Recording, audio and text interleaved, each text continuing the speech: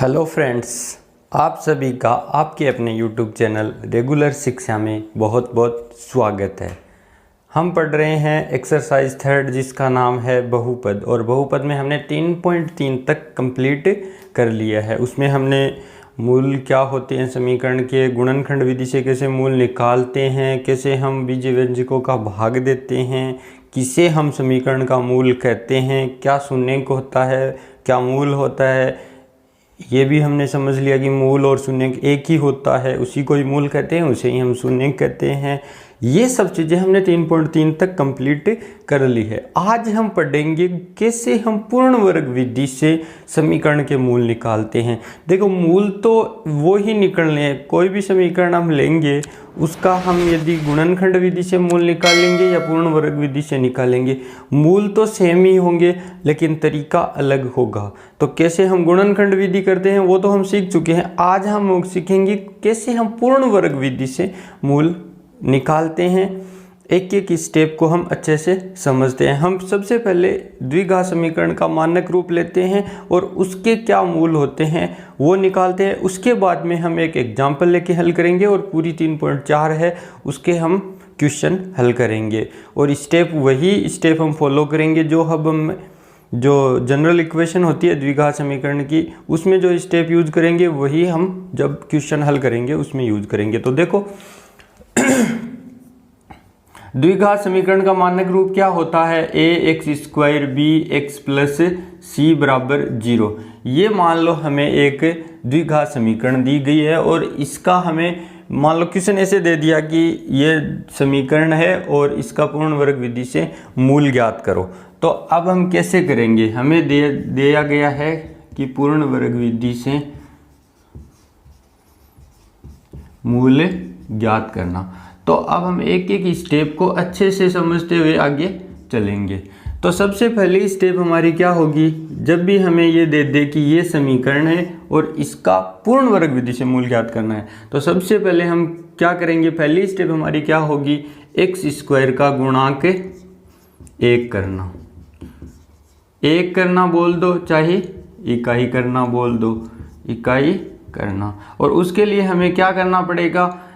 यहाँ पे x² गुणांक 1 करने के लिए हमें इसमें क्या करना होगा? a का भाग देना होगा। तो इस समीकरण में हम क्या दे देंगे? a का भाग दे देंगे प्लस c/a बराबर 0/a। दोनों तरफ हमने a का भाग दे दिया। तो यहाँ पे क्या हो गया? a से a कैंसिल हो गया और यहाँ b/ax आ गया और प्लस c/a बराबर 0 में a का भाग देंगे तो वापस क्या आ जाएगा? 0 आ जाएगा। उसके बाद जो सेकंड स्टेप है उसमें हमें क्या करना है? उसमें हमें क्या करना है? पक्षांतरण करने पर सेकंड स्टेप में हम क्या कर देंगे? पक्षांतरण करेंगे। पक्षांतरण करने का मतलब जो भी अचर पद हमारे पास है उसको हम दूसरी साइड ले जाएंगे। यहाँ प्लस का था c/a और इस साइड आकर क्या हो गया? ये माइनस का c/a हो गया। यहाँ तक होगी सेकंड स्टेप। अब थर्ड स्टेप हमारी क्या होती है? थर्ड स्टेप में हम क्या करेंगे? जो x का गुणांक है उसका आधा, x का गुणांक क्या है? b/a, उसका आधा, उसका वर्ग हम दोनों तरफ जोड़ देंगे। यहाँ पर क्या लिखेंगे? x के गुणांक के आधे का वर्ग दोनों तरफ जोड़ने पर, ये हमारी क्या होगी? थर्ड स्टेप होगी। देखो, x² प्लस b/ax, यहाँ तक तो सेम लिख देंगे। अब इसमें क्या कर देंगे हम? b/a का आधा। देखो, जब भी हम कोई भी संख्या का आधा करते हैं उसको हम क्या कर देते हैं? 1/2 से गुणा करेंगे। तो b/a को 1/2 से गुणा करेंगे तो क्या आ जाएगा? b/2a, यानी ये 2 हर से गुणा हो जाएगा तो ये यहाँ आ जाएगा। तो b/2a का वर्ग जोड़ना है हमें, इस साइड जोड़ना है और इस साइड भी जोड़ना है। b/2a का वर्ग जोड़ दिया। ये स्टेप है वो सबसे इम्पोर्टेंट है। थर्ड स्टेप है वो सबसे इम्पोर्टेंट है। अब देखो, यहाँ जोड़ते ही ये क्या बन रहा है? ये क्या बन रहा है, a प्लस बी की होल स्क्वायर बन रही है। और कन्फर्म है, जब भी हम पूर्ण वर्ग विधि हल करेंगे तो थर्ड स्टेप में जब भी हम x के गुणा के आधे का वर्ग जोड़ेंगे तो यहाँ या तो a प्लस बी की होल स्क्वायर बनेगी या a माइनस बी की होल स्क्वायर बनेगी। यदि x का गुणांक प्लस में है तो प्लस की बनेगी, यदि x का गुणांक माइनस में है तो माइनस की बनेगी। यहाँ पर प्लस का है तो यहाँ पे प्लस की बनेगी। यानी ये अब a की जगह क्या हो गया हमारे पास, x हो गया, प्लस b की जगह हमारे पास क्या हो गया, b/2a का होल स्क्वायर बराबर माइनस का c/a प्लस, अब इनमें क्या कर देंगे हम, अलग अलग स्क्वायर लगा देंगे। तो b की b स्क्वायर और इसमें जब स्क्वायर लगाएंगे तो 2 की कितनी हो जाएगी, 4, और a को a स्क्वायर हो जाएगी।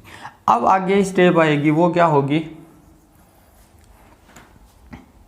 x प्लस b/2a की होल स्क्वायर बराबर, अब देखो इन दोनों में एलसीएम क्या आ जाएगा, लघुत्तम लेंगे तो क्या आ जाएगा, 4a स्क्वायर। 4a स्क्वायर में जब हम a का भाग देंगे तो क्या बच जाएगा हमारे पास, 4a बच जाएगा, क्योंकि a स्क्वायर है, यहाँ 2 घात है, यहाँ 1 घात है, 2 से 1 कट जाएगी तो 2 से 1 घट जाएगी तो हमारे पास 1 बच जाएगी। तो 4a को माइनस c से गुणा करेंगे तो क्या आ जाएगा, 4ac, और बीच में चिन्ह है प्लस का। और 4a स्क्वायर में जब हम 4a स्क्वायर का भाग देंगे तो 1 आएगा, 1 को b स्क्वायर से गुणा करेंगे तो क्या आ जाएगा, b स्क्वायर आ जाएगा। इसको चाहे ऐसे लिख दो या फिर हम इसको ऐसे भी लिख सकते हैं, b स्क्वायर माइनस का 4ac/4a स्क्वायर।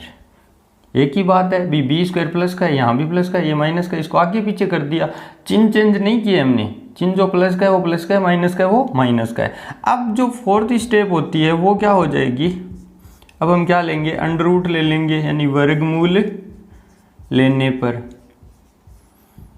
वर्गमूल लेंगे। वर्गमूल का मतलब क्या होता है, अंडर रूट, और अंडर रूट का क्या मतलब होता है, 1/2। जब इसको हम 1/2 से गुणा करेंगे तो 2 को 1/2 से गुणा करके 2 से 2 कैंसिल हो जाएगा, यानी इसका वर्ग है वो हट जाएगा, ये हो जाएगा x प्लस 2a।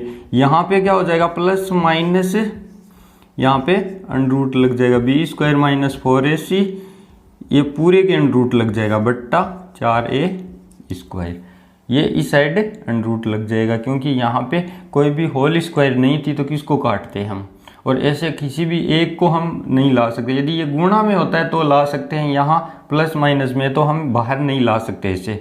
अब ये b/2a यहाँ प्लस का है, इस साइड लाएंगे तो ये क्या हो जाएगा, माइनस का हो जाएगा, प्लस माइनस। अब देखो 4a स्क्वायर अंडर रूट के अंदर 4a स्क्वायर है, इसको जब हम बाहर लाएंगे तो 1/4 का वर्गमूल कितना होता है, 2 होता है, और a स्क्वायर का कितना होता है, a होता है। अब सिर्फ हमारे पास अंश में अंडर रूट बच गया, b स्क्वायर माइनस 4ac।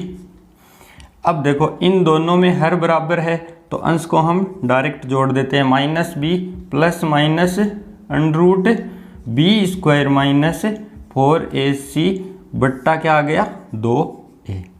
ये क्या हो गए, x के 2 मूल हो गए। एक बार हम माइनस b प्लस लेके करेंगे इसको, एक बार यहाँ माइनस लेके करेंगे तो 2 मूल हो जाएंगे, क्योंकि द्विघाती समीकरण है तो मूल कितने होंगे, 2 होंगे। और इसी को ही हम क्या बोलते हैं, श्रीधराचार्य सूत्र बोलते हैं, और द्विघाती सूत्र भी हम इसे ही कहते हैं। द्विघाती सूत्र इसलिए कहते हैं क्योंकि द्विघात समीकरण के मूल ज्ञात करने के लिए काम आता है, और श्रीधराचार्य ने इस सूत्र को ज्ञात किया था, इसलिए इसको श्रीधराचार्य सूत्र कहते हैं। और देखो इस सूत्र में जब मूलों का अस्तित्व कब होता है, देखो ये जो अंडर रूट है ना, इसके अंदर कभी भी माइनस में संख्या नहीं होनी चाहिए। जैसे मान लो माइनस में 1 नहीं होना चाहिए, ये b स्क्वायर माइनस 4ac का मान हमेशा 0 होना चाहिए या 0 से बड़ा होना चाहिए, तभी क्या होंगे, मूल है वो वास्तविक होंगे। यदि ये 0 से छोटा हो गया, 0 से छोटा यानी -1 हो गया, -2 हो गया, तो मूलों का अस्तित्व नहीं होगा। उस समीकरण के मूल क्या होंगे, काल्पनिक होंगे। हम क्या लिख देंगे कि मूलों का अस्तित्व नहीं है। ये चीज़ भी आपको ध्यान में रखनी है। अब बी ए सी ये तो हम सब सीख चुके हैं। बी क्या होता है, एक्स का गुणांक होता है। ए क्या होता है, एक्स स्क्वायर का गुणांक होता है। सी क्या होता है, अचर पद होता है। उन सब का मान अब यहाँ रख के देख लेते हैं तो हमें पता चल जाता है कि समीकरण के मूलों का अस्तित्व है या नहीं है। तो ये है पूर्ण वर्ग विधि।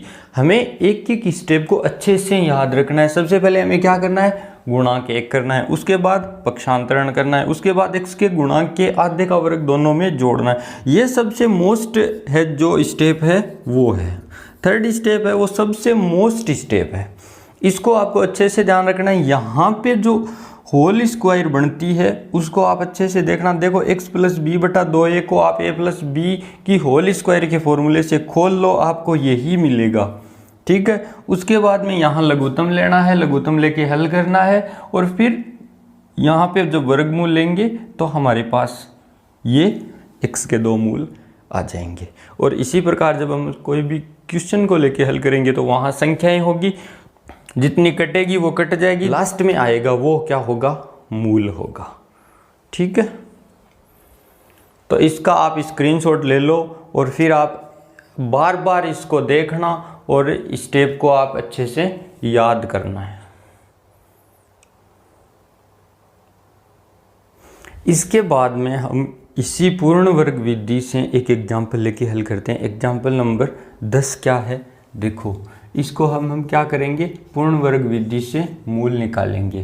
क्या है एग्जाम्पल, 2x स्क्वायर माइनस के 7x प्लस 3 बराबर 0। यहाँ पे a क्या है, सबसे पहले तो हम देख लेते हैं कि इसके मूलों का अस्तित्व है या नहीं है। a बराबर क्या है हमारे पास 2 है, b बराबर क्या है हमारे पास माइनस के 7 है और c बराबर क्या है 3 है। हमें किस में रखना है मान, b स्क्वायर माइनस 4ac में रखना है। तो देखो b स्क्वायर माइनस 4ac में रखेंगे तो b स्क्वायर यानी 7 का माइनस 7 का वर्ग, माइनस 7 का वर्ग कर देंगे, माइनस 4 a क्या है 2 है, c क्या है हमारे पास 3 है। तो देखो माइनस 7 को माइनस 7 से गुणा करेंगे तो प्लस के कितने हो जाएंगे, 49 हो जाएंगे। 4 दूनी 8, 8 तियां 24, 49 में से 24 गए कितने आए 25, यानी ये 25 है वो क्या है 0 से बड़ा है ना, इसलिए क्या लिख देंगे हम यहाँ मूलों का अस्तित्व है। सबसे पहले आप ये स्टेप कर लो ताकि यदि मान लो मूलों का अस्तित्व नहीं होगा तो फिर हम उस सवाल को वहीं पर छोड़ देंगे। ये पहले स्टेप कर लेंगे तो हमें पता चल जाएगा। यदि मान लो हम नहीं करेंगे तो फिर यदि लास्ट में अंडर रूट के अंदर माइनस में आएगी तो पता चलेगा। तो पहले ही कर लेंगे तो फिर हम उस सवाल को ही नहीं करेंगे। ठीक है, लेकिन एग्जाम में जो इक्वेशन आएगी ना वो आप मान के चलना कि उसके मूल है वो वास्तविक ही होंगे। एग्जाम में ऐसा क्वेश्चन कभी नहीं आएगा कि उसके मूल काल्पनिक होंगे, ये ध्यान रखना। तो उसमें आप यदि ये न भी करो तो चल जाएगा, क्योंकि आप डायरेक्ट स्टेप को कर दो वहाँ पे वास्तविक ही होंगे। सॉल्यूशन तो यहाँ से ही कर दिया हमने। ठीक है, अब देखो फर्स्ट स्टेप हमें क्या करनी है। सबसे पहली स्टेप हमारी क्या होती है, समीकरण हमारे पास ये है 2x स्क्वायर माइनस के 7x प्लस 3 बराबर 0। फर्स्ट स्टेप हम क्या करेंगे, x स्क्वायर का गुणांक क्या कर देंगे 1 या इकाई करने पर। देखो एक कैसे करेंगे हम, इकाई करने पर। देखो उस टाइम a था यहाँ पे तो हमने a का भाग दिया था। अब यहाँ पे क्या है 2 है तो हम क्या कर देंगे पूरी समीकरण में 2 का भाग दे देंगे। 3/2 बराबर 0/2। तो 2 से 2 कैंसिल हो जाएगा। x स्क्वायर माइनस का 7/2x प्लस 3/2, 0 में 2 का भाग देंगे तो क्या हो जाएगा 0 हो जाएगा। सेकेंड स्टेप क्या होती है, सेकेंड स्टेप क्या होती है, पक्षांतरण करने पर। सेकेंड स्टेप क्या होती है, पक्षांतरण करने पर। तो पक्षांतरण करने के लिए हम क्या कर देते हैं, जो अचर पद होता है उसको हम दूसरी साइड ले जाते हैं। तो यहाँ ये प्लस का था, इस साइड आकर ये क्या हो गया माइनस का हो गया। तो थर्ड स्टेप है वो क्या होती है, x के गुणांक के आधे का वर्ग क्या कर देंगे हम, दोनों तरफ जोड़ने पर, दोनों तरफ जोड़ देंगे। तो x का गुणांक क्या है, सबसे पहले तो हमें देखना है क्या है, 7/2 है। 7/2 को हम किससे गुणा कर देंगे, 1/2 से। तो कितने हो जाएंगे, ऊपर तो 7 को 1 से करेंगे 7 और 2 को 2 से कर देंगे तो 4, यानी 7/4 का वर्ग हमें क्या करना है, दोनों तरफ जोड़ना है। 7/2x प्लस 7/4 का होल स्क्वायर बराबर माइनस के 3/2 प्लस 7/4 का होल स्क्वायर। दोनों तरफ हमें क्या करना है, जोड़ना है। वही स्टेप हमने जो अभी हमने द्विघात समीकरण का मानक रूप था उसमें की थी, वो यहाँ पर करेंगे। अब ये जोड़ते हैं, यहाँ पर उस टाइम हमारे पास प्लस था तो ये प्लस की होल स्क्वायर बनी थी। अब यह क्या है, माइनस है तो माइनस की होल स्क्वायर बन जाएगी, यानी a माइनस बी की होल स्क्वायर। तो a की जगह हमारे पास क्या होगा, x होगा और b की जगह हमारे पास क्या होगा, 7/4 होगा का होल स्क्वायर बराबर माइनस का 3/2 और प्लस 7 का वर्ग कितना हो गया 49 और 4 का कितना हो गया 16। अब इन दोनों का क्या लेंगे हम, लघुत्तम लेंगे। 16 और 2 का लघुत्तम 16 हो जाएगा। 16 में 2 का भाग कितनी बार चला जाएगा, 8 बार चला जाएगा और 8 को -3 से गुणा करेंगे तो कितने हो जाएंगे, -24 प्लस 16 में 16 का भाग 1 बार जाएगा, 1 को 49 से गुणा करेंगे तो 49 हो जाएगा। इस साइड ये आ जाएगा 7/4 की होल स्क्वायर।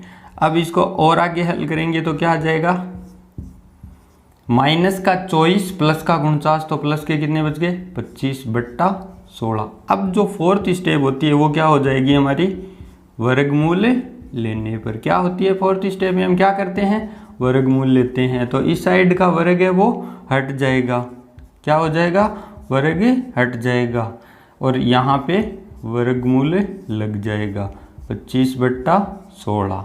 तो x माइनस 7/4 बराबर प्लस माइनस 25 का वर्गमूल कितना होता है 5 और 16 का कितना होता है 4। अब इसके दो मूल क्या क्या हो जाएंगे, देखो x बराबर माइनस का 7/4, इस साइड आकर क्या हो जाएगा प्लस का और प्लस माइनस 5/4।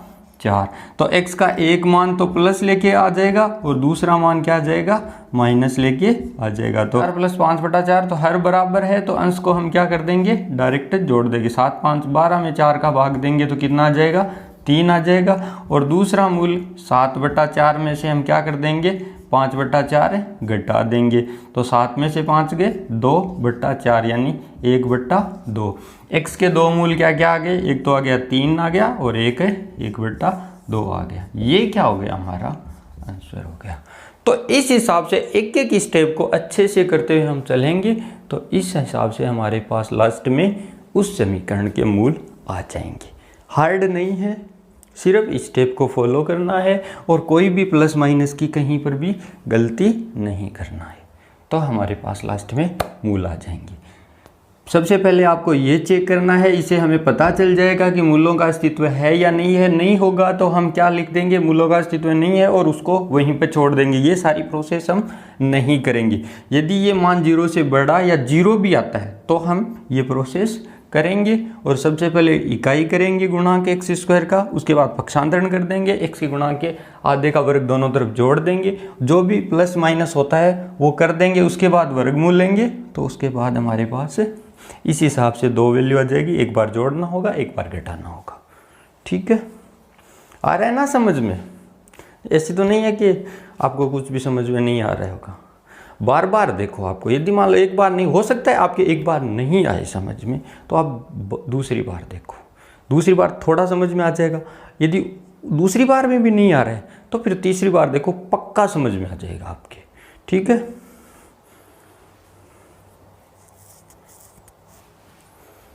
इसके बाद में है एक्सरसाइज 3.4। 3.4 का जो पहला क्वेश्चन है उसमें 6-7 क्वेश्चन है और उसमें सारों में पूर्ण वर्ग विधि से ये हमें समीकरण को हल करना है। सबसे पहले हमें ये देखना है कि उसके अस्तित्व है या नहीं है और फिर उस समीकरण को हल करना है।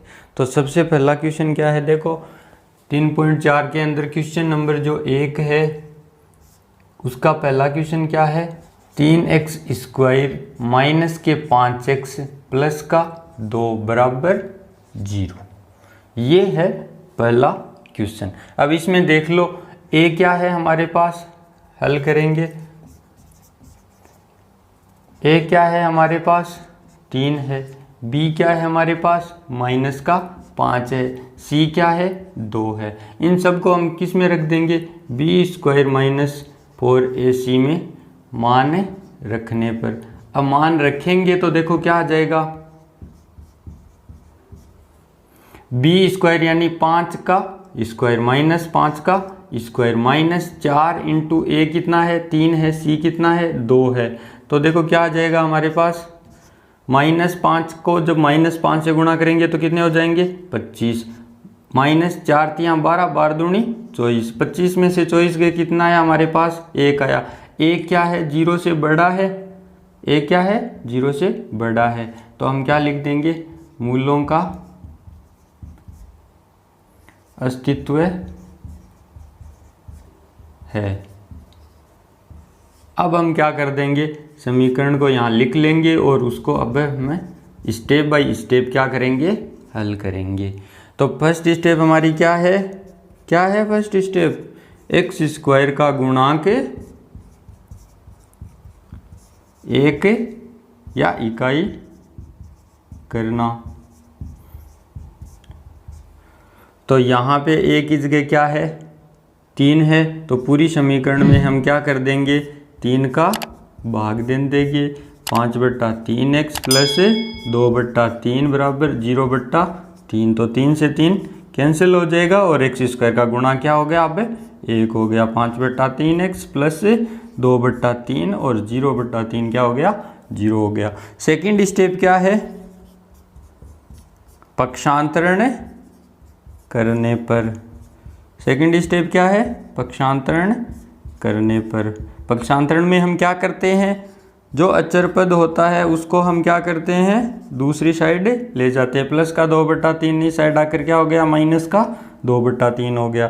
थर्ड स्टेप हमारी क्या होती है, क्या होती है, x के गुणांक के आधे का वर्ग दोनों तरफ जोड़ने पर। x के गुणांक के आधे का वर्ग क्या करना है, दोनों तरफ जोड़ना है। तो x का गुणांक क्या है हमारे पास 5/3 है ना, तो 5/3 का आधा कितना हो गया 5/6 हो गया, और 5/6 का वर्ग हमें क्या करना है, दोनों तरफ जोड़ना है। इस साइड क्या है माइनस का 2/3 प्लस 5/6 की स्क्वायर, दोनों तरफ जोड़ दिया। अब ये क्या बन गया, यहाँ माइनस है तो ये बनेगा तो a - b की होल स्क्वायर। तो a की जगह हमारे पास क्या है x है और b की जगह क्या हो जाएगा 5/6 हो जाएगा का होल स्क्वायर बराबर माइनस का 2/3 प्लस 5/5 का कितना हो गया वर्ग 25, 6 का कितना हो गया 36 हो गया। अब इन दोनों का लघुत्तम क्या आ गया 36 आ गया, और 36 में 3 का भाग कितनी बार जाता है 12 बार जाता है, और 12 को -2 से गुणा करेंगे तो कितना हो जाएगा -24 प्लस 36 में 36 का 1 बार जाएगा, और 1 को 25 से गुणा करेंगे तो क्या हो जाएगा +25 x - 5/6 की होल स्क्वायर। अब देखो x - 5/6 की होल स्क्वायर तो ऐसे ही आ जाएगी बराबर -24 प्लस का 25 तो कितना हो गया प्लस का 1 और नीचे क्या है 36। अब हम क्या कर देंगे फोर्थ स्टेप क्या है वर्गमूल लेने पर। अब वर्गमूल लेंगे तो क्या हो जाएगा, इस साइड तो क्या होगा वर्ग है वो हट जाएगा, यानी x - 5/6 बराबर प्लस माइनस 1/36 पे क्या लग जाएगा वर्गमूल लग जाएगा। तो x - 5/6 इसको हम बाहर लाएंगे तो 1 का वर्गमूल 1 ही होता है और 36 का वर्गमूल कितना होता है 6 होता है। अब हम क्या करेंगे, ये 5/6 इस साइड माइनस का, इस साइड आकर क्या हो जाएगा प्लस का, और ये प्लस माइनस 1/6 पहले से यहाँ है। तो एक बार हम जोड़ देंगे तो 5/6 प्लस 1/6 यानी 5 है कितना हो गया 6/6, यानी क्या आ गया 1 आ गया, और एक बार हम क्या कर देंगे, घटा देंगे। 5/6 में से 1/6 घटा देंगे तो कितना हो जाएगा, 4/6, और इसको काटेंगे तो कितना हो जाएगा, 2/3। यानी x के दो मूल क्या क्या आ गए, 1 आ गया और 2/3 आ गया। इस हिसाब से आपको क्या करना है, पूरा का पूरा सवाल है वो स्टेप बाय स्टेप हल करना है। यदि 7 के 7 सवाल आप खुद कर लोगे तो इसका मतलब ये है कि आपको पूर्ण वर्ग विधि अच्छे से आने लग गई है। ठीक है ना। तो इस हिसाब से ही आपको करना है पूरा सवाल। और एग्जाम में यदि क्वेश्चन ऐसे आता है ना कि निम्न समीकरण के मूल है वो पूर्ण वर्ग विधि से ज्ञात करो, तो आपको यही स्टेप फॉलो करनी है, तभी नंबर मिलेंगे। यदि आप गुणनखंड विधि से हल कर दोगे तो मूल तो यही आएंगे, लेकिन तरीका गलत हो जाएगा, नंबर नहीं मिलेगी हमको। ठीक है ना। इसके बाद में है 3.4 के पहले का दूसरा क्वेश्चन। उसमें भी हमें क्या करना है, सातों के सातों क्वेश्चन में हमें करना पूर्ण वर्ग विधि से हल है। सिर्फ क्या है, संख्याएं अलग अलग आएगी, समीकरण अलग अलग होगी तो उसमें संख्याएं भी अलग अलग है। ठीक है। तो मैंने क्या कर दिया इस बार है वो ये चीज़ें मैंने रख ली ताकि इन चीज़ों को लिखने में टाइम वेस्ट ना हो, क्योंकि करनी तो हमें यही स्टेप हर सवाल में है। तो ये चीज़ें मैंने रख ली है। दूसरा क्वेश्चन क्या है, 5x² माइनस के 6x माइनस का 2 बराबर 0। यहाँ पे a क्या है हमारे पास 5 है, b क्या है हमारे पास माइनस का 6 है, और c क्या है माइनस का 2 है। तो हम क्या करेंगे, इसको b² माइनस 4ac में मान रखने पर, तो मान रखते हैं तो देखो क्या आता है, b² यानी माइनस 6 का स्क्वायर माइनस 4, a क्या है हमारे पास 5 है, c क्या है माइनस का 2 है। तो देखो 6 -6 को -6 से गुणा करेंगे तो कितने हो जाएंगे 36। 4 को हम 5 से करेंगे तो 20, और 20 को 2 से करेंगे तो 40, और ये माइनस क्या हो जाएगा, प्लस हो जाएगा। तो कितने हो गए 40 और 36 कितने हो गए 76, और 76 क्या है 0 से बड़ा है। तो यहाँ क्या है, मूलों का अस्तित्व है। हम क्या लिख देंगे, मूलों का अस्तित्व है। अब हम क्या लिख देंगे, यहाँ पे समीकरण लिख देंगे। समीकरण क्या है, 5x² माइनस का 6x माइनस 2 बराबर 0। अब क्या करेंगे हम, यहाँ पे क्या करेंगे, x² का गुणांक 1 करना। तो यहाँ पे क्या कर देंगे हम, x² का जो गुणांक है उसका पूरी समीकरण में हम क्या कर देंगे, भाग दे देंगे बराबर 0/5। तो ये 1 हो गया, x² माइनस का 6/5x माइनस का 2/5 बराबर 0 आ गया। अब हम क्या कर देते हैं, यहाँ पे पक्षांतरण कर देते हैं। तो x² माइनस का 6/5x, अब ये माइनस का 2/5 इस साइड आकर क्या हो जाएगा, प्लस का 2/5 हो जाए, यानी अचर पद हम दूसरी साइड ले आएंगे। तीसरी स्टेप हमारी क्या होती है, x के गुणांक आधे का वर्ग हम दोनों तरफ जोड़ देंगे। तो x² माइनस का 6/5x और इसका आधा यानी 6/5 को हम 1/2 से गुणा करेंगे। तो देखो ये 2 है ये 6 है, तो ये इसे कट जाएगा, कितना हो जाएगा, ये 3/5 हो जाएगा। तो 3/5 का वर्ग हम क्या कर देंगे, दोनों तरफ जोड़ देंगे। दोनों तरफ जोड़ेंगे तो क्या आ जाएगा हमारे पास, अब इस साइड तो प्लस 3/5 और इस साइड हमारे पास है क्या 2/5 है, और इसमें हम क्या कर देंगे 3/5 का वर्ग जोड़ देंगे। तो ये किसका हो गया, अब होल स्क्वायर किसकी हो गई, x माइनस 3/5। देखो जो हम जोड़ते हैं ना वो b होता है, हमेशा ध्यान रखो, वर्ग करके नहीं लिखना है, जो वर्ग करने से पहले होता है वो क्या होता है, b होता है। देखो यहाँ 3/5 है तो यहाँ भी ये b है वो 3/5 होगा, बराबर 2/5 प्लस 3 का कितना हो गया 9, और 5 का वर्ग कितना हो गया 25। अब देखो इन दोनों का हम जब लघुत्तम लेंगे तो 25 आएगा। 25 में 5 का भाग कितनी बार जाएगा, 5 बार, और 5 को 2 से गुणा करेंगे तो कितने हो जाएंगे 10, प्लस 25 का 25 में 1 बार, और 1 को 9 से गुणा करेंगे तो 9 आ जाएगा।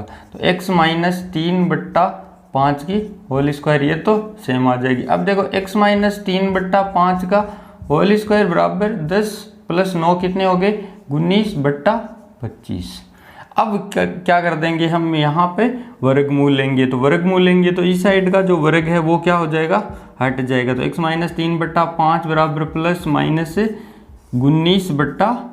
25, इस पे वर्गमूल लग जाएगा। अब देखो 3/5 बराबर प्लस माइनस, अब 19 का है वो कोई भी फिक्स वर्गमूल नहीं होता है, इसलिए हम 19 पे तो वर्गमूल रख लेते हैं और 25 का क्या होता है 5 होता है, यानी 25 का यदि वर्गमूल है वो एक संख्या पूर्ण संख्या होती है, इसलिए हम इसको हटा देते हैं, वर्गमूल से बाहर ले आते हैं और इसका कोई फिक्स नहीं होता है, इसलिए हम इसको अंडरूट में रखते हैं। फिर क्या हो जाएगा x बराबर ये माइनस का 3/5 इस साइड हो जाएगा, तो ये प्लस का 3/5 हो जाएगा, प्लस माइनस अंडरूट 19/5 हो जाएगा। दो मूल क्या क्या हो जाएंगे, एक बार प्लस ले लेंगे 3/5 प्लस का अंडरूट 19/5, हर बराबर है तो अंश को हम डायरेक्ट जोड़ देंगे, यानी 3 प्लस अंडरूट 19/5 हो जाएगा। और दूसरा क्या हो जाएगा, माइनस लेके हो जाएगा 3/5 माइनस का अंडरूट 19/5, तो ये क्या हो जाएगा 3 माइनस अंडरूट 19/5। तो x के दो मूल क्या क्या आ जाएंगे, x के दो मूल क्या हो जाएंगे, एक तो हो जाएगा 3 प्लस का अंडरूट 19/5 हो जाएगा, और एक क्या हो जाएगा 3 माइनस का अंडरूट 19/5 हो जाएगा, ये आंसर आ जाएगा। देखो पूर्ण संख्या आती है वर्गमूल लेने पे तो ठीक है, नहीं आती है तो उसको अंडरूट में रहने दो, बाकी मूल तो दो आएंगे यदि हम एक एक स्टेप को सही से करते आते हैं, प्लस माइनस का पूरा ध्यान रख के चलते हैं तो हो जाएगा। ये है 3.4 के पहले का दूसरा क्वेश्चन। इसके बाद में है पहले का तीसरा क्वेश्चन। देखो उसमें करना तो पूर्ण वर्ग विधि से ही हल है। क्या है क्वेश्चन, 4x² प्लस का 3x प्लस 5 बराबर 0। तो हमें क्या करना है, सबसे पहले हमें क्या चेक करना है, इसके मूलों का अस्तित्व है या नहीं है।